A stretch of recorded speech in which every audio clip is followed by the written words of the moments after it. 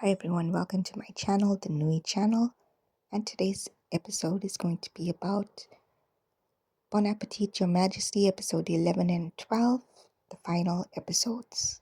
So before we can begin, I just want to say thanks to my subscribers. I now have 14 of them, and all my new subscribers are because of this series. And so I did it. I completed watching Bon Appetit, Your Majesty.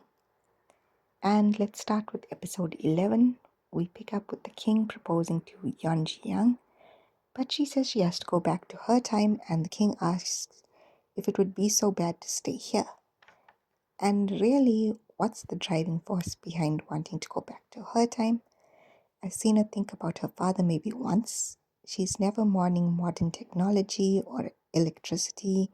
She's not thinking about a job, pets, or friends waiting for her at home.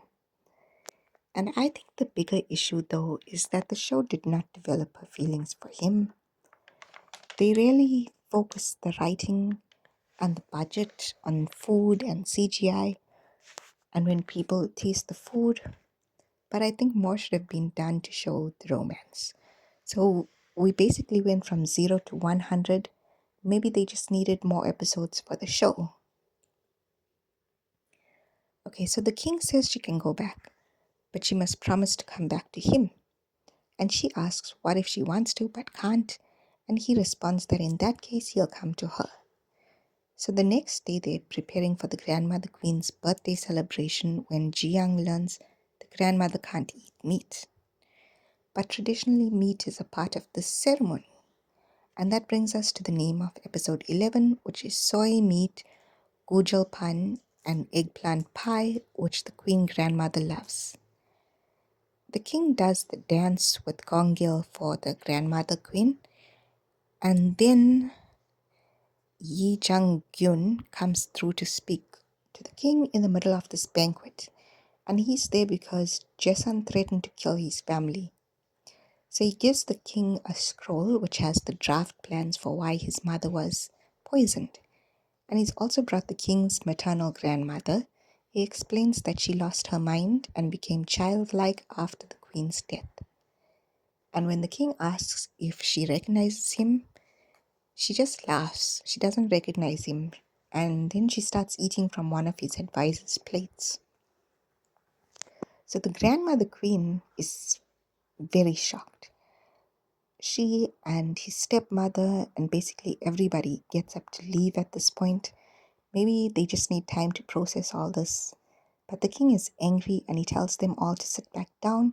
He calls the chief secretary and tells him to read the draft out loud for everyone to hear. I was kind of happy that we finally have the backstory, but at the same time it was kind of underwhelming. So the story is that some of the court ladies complained, well, not court ladies, courtesans, concubines, I'm not sure of the past king. They complained that the queen was undignified and she gets jealous easily, and this escalated to the point she scratched her husband's face, and as a result the queen grandmother deposed and poisoned her. So I kind of get it. She wasn't exactly innocent if she scratched the previous king's face. We've also seen the king, and we know when he gets that mad king look. And then we've also seen his maternal grandmother has a kind of madness as well. So maybe the same is true for the mother. He takes out his sword to kill the grandmother queen, but Jiang steps in the way.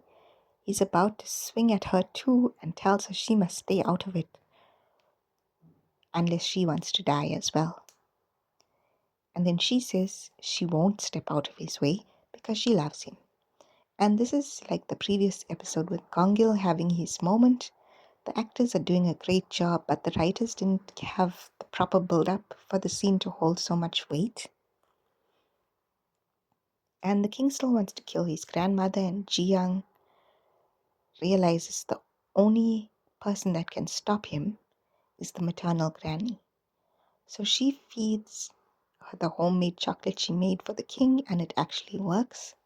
she tells the king that before his mother died, her final words were that she hopes her son rights the injustices she caused and becomes a sage king. So that gets the king to stop, and he leaves the banquet after that with Jiang following him. And she tells him that in order to clear things up with his grandmother, he should take his evening meal with her. But then Jason has a new plan and kidnaps Jiang. They tell the king that she's been taken to the forest, and then he rushes off after her. So Jason puts on the mask that the king used during the dance, and he goes to kill the grandmother queen, and everyone thinks the king did it. And he even kills the taster and the chief eunuch, basically anybody who would actually support the king and be on his side dies. And the chief secretary sacrifices himself in the forest to save the king. And Jiang is taken somewhere by Gongil. It's not clear at this point. So we finally reached episode 12, the final episode after that. And it picks up with the king and his men still fighting the rebels in the forest. So at the palace, Jason goes to the stepmother and tells her the king killed his grandmother, and her son will probably be next since he's next in line for the throne. So she reluctantly puts poor Jin Myung on the throne, and meanwhile the king is alive and tries to go back to the palace, but Jason's men have him surrounded. And he kind of knows he's lost already, so he goes with Jason back into the palace, and Jason serves him tea, and they have like this very civil conversation in which the king realizes his uncle won't stop until he becomes king himself. And it looks like the king doesn't hold any grudges against Jin Myung. Obviously, he knows that it's Jason behind all of this. They lock the king in the prison that Jiang was in, and they allow him to have his version of Mangun Rock. And this is when he writes that part about how if she somehow reads this one day, may she come back to his side. And the next day, the king is sent into exile. But Jiang knows from her version's history that he's going to be killed shortly after. So she asks Gongil for help to save him. And as soon as his cart enters the forest, the attack starts. But he still has some loyal men on his side. Plus, Jiang is there, Gongil, the jesters, and kitchen staff for some reason. And what can I say for all of this except it's just a battle, blah blah blah, action, action, action, and you get the picture. The king's side is outnumbered and losing until Chanseng, the inventor, comes through with the explosives and evens the playing field. And Jason loses all his men except like a few of them, but he manages to kidnap Jiang during the battle. He tells the king to meet him alone at a different location or Jiang will die. And then blah blah blah, more action and sword fighting. I did find it funny though when Jiang picks up Mangun Rock in the middle of the battle and starts reading it end to end. She realizes the king was the one who wrote the book, and so the dedication was for her all along. So Jiang saves the king and sacrifices herself. The king kills Jason, and then Mangun Rock activates and takes Jiang back into the future. And this was a long scene, and the sounds of the king crying was a bit distracting, to be honest. Then Jiang wakes up at the hospital in her time, and her father is there. So I guess she was in a coma or something. Luckily, she still has her memories from the past and Mangun Rock, but as much as she wants to, she's not able to return to the past.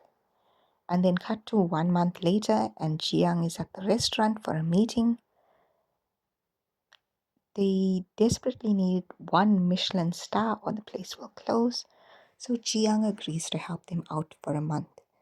When she meets the chefs, though, she recognizes their faces as those of her kitchen staff from the Joseon period, but they don't know her and they all have different names. So she thinks they might be their descendants or something. And then the Michelin judge comes to try the food, but he sends it back to the kitchen untouched. So Jiang goes to confront him, and it's actually the modern day chief secretary. And this is similar to the scene from, I think it was episode 2 or episode 3. They start arguing, but then the king shows up in a black suit and says he'll eat it. And it's really the king. And I have to admit, I had a huge grin on my face when they meet at last and all of that. So we have the epilogue after that, and the king is cooking bibimbap for Jiang. And if you thought the king was handsome before, just wait until you see him in this last scene. So all in all, it was a cute series, and it was a fun watch. It wouldn't make my top 10 list, but it was interesting to watch the story unfold and the plot about the mother and all of that. Would I watch it again though? Not really. These episodes were really long and maybe they needed to refine the script a bit more as well. And that's where I'll leave it for now. Thank you so much for watching. Let me know what you thought of the series in the comments below. And thanks for watching. Bye.